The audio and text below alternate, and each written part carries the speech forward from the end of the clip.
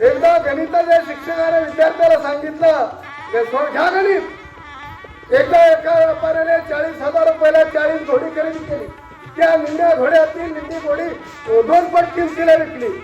उरलेल्या निम्म्या घोड्यातील निम्मी घोडी 1.5 पट किमतीला विकली. तर व्यापाऱ्याला नफा किती? घोडी शिल्लक होती.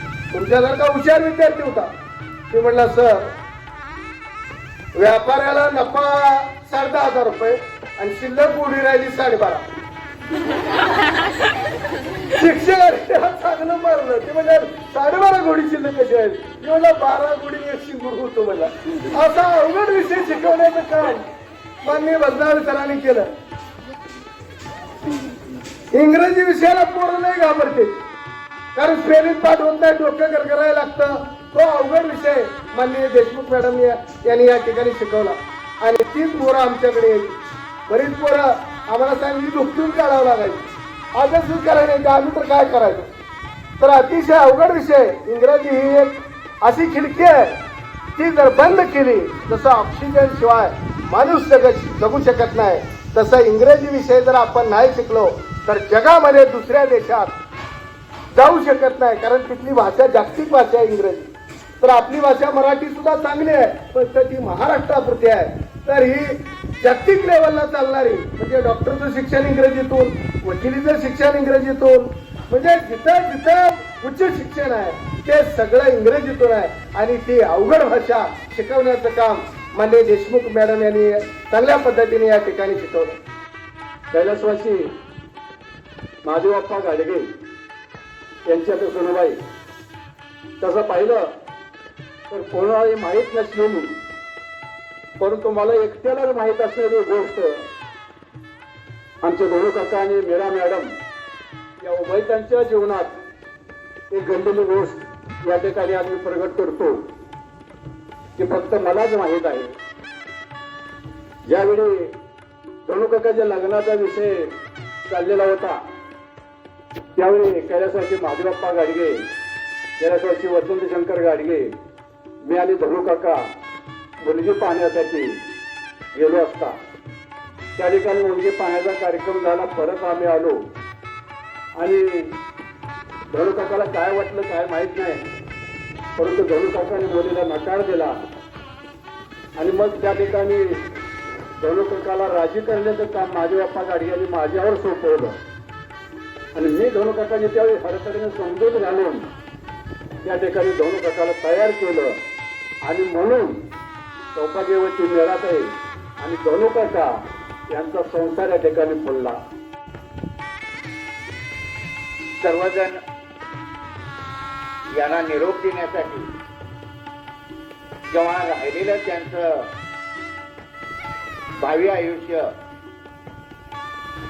सुयश चिंतनेसाठी एकत्र आलेलो आहोत. आणि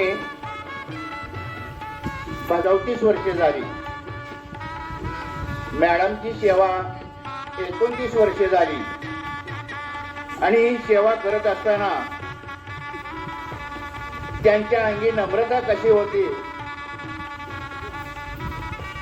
की पडेल ते काम करण्याची तयारी होती. तसेच इमारत बांधकामामध्ये सुद्धा त्या दोघांचा चहाचा वाटा आहे. तर मी कायम करत होती. मी 6वीला असताना हे दोघं जण या शाळेमध्ये दाखल झाले. त्यावेळेस त्यांना नोकरी लागली. दोन्ही सर आम्हाला इंग्रजी शिकवायचे आणि पंधरावे सर गणित शिकवायचे. पण माझा इंग्रजी पहिल्यापासून काकी त्यांचाही इंग्रजी विषय असल्यामुळं माझा इंग्रजी विषय हा आवडता विषय होता. आणि भजनावळे सर आणि श्रीवत्सव गाडगे साहेब, देशमुख मॅडम,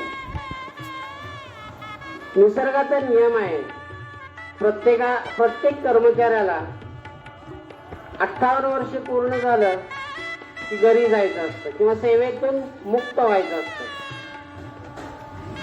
आता जमलेले कर्मचारी सुद्धा कालांतरानं हळूहळू सगळेजण रिटायर होणार आहेत.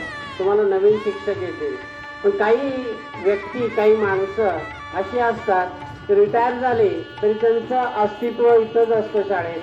त्या दोघांना माझी विनंती आहे की त्यांनी, आपण जरी रिटायर झालो तरी वरचेवर आम्हा सगळ्यांना मार्गदर्शन करण्यासाठी शाळेत नेहमी सतत येत राहावं. हे झाल्याचे मला अतिशय सुंदर की तुम्ही माझ्या प्रत्येक सुखदुःखात सहभागी झालात. हे कुटुंब आपण या ठिकाणी येतो, आम्ही सगळे कुटुंबातल्या बहिणी भावाप्रमाणे राहत होतो आणि हे जे पाठबळ असतं हे जीवन जगायला ते आम्हाला मिळालं. मी एकच केलं की कर्तव्य हेच आपलं जीवन मानून कर्तव्य करीत राहायचं आणि त्या कर्तव्यामध्ये आपण कधी कसूर करू द्यायची नाही. असं करत करत माझं जीवन समृद्ध होत गेलं आणि आज मला अतिशय सांगायला आनंद वाटतोय की आज असं म्हणायची वेळ आली की मी या लोकांना सोडून जाताना मला खरोखर खूप वाईट वाटतं. नियत ओळेमानानुसार ही दोघं जण आज या ठिकाणी आज म्हणजे माननीय श्री रावसाहेब भजनाळे सर हे 31 मे 2024 रोजी सेवानिवृत्त झालेले आहेत आणि देशमुख मॅडम त्या उद्या 30 जून 2024 रोजी सेवानिवृत्त होत आहेत. उद्या आहे रविवार आणि आज त्यांचा या शाळेतला शेवटचा दिवस किंवा शेवटची सही आहे. संस्थेच्या ब्रीदवाक्यानुसार ज्ञान संस्कार आणि विकास हाच आमच्या शिक्षणाचा ध्यास. हे ब्रीदवाक्य या प्रत्येक कर्मचाऱ्याच्या प्रत्येक विद्यार्थ्यांच्या मनामध्ये हे रुजलेलं आहे आणि तशाच प्रकारची शिकवण या दोघांनी विद्यार्थ्यांच्या पर्यंत पोहोचवण्याचंही काम त्या ठिकाणी केलेलं आहे. आध्यात्मिक, शैक्षणिक, सांस्कृतिक आणि शारीरिक या सगळ्या गोष्टी या दोघांना या पुढच्या काळामध्ये लाभाव्यात अशी आपण सदिच्छा त्या ठिकाणी त्यांना देणार आहोत. त्याचबरोबर 90ला भजनाळे सर आले जोडीला. त्या ठिकाणी दोन्ही सरांनी सांगितलं मगाशी इष्टीनं दोघ जण येत असताना काही वेळेस सोमवारी यायचं, सोमवारी मुक्काम करायचा, पुन्हा मंगळवारी त्या ठिकाणी परत जायचं.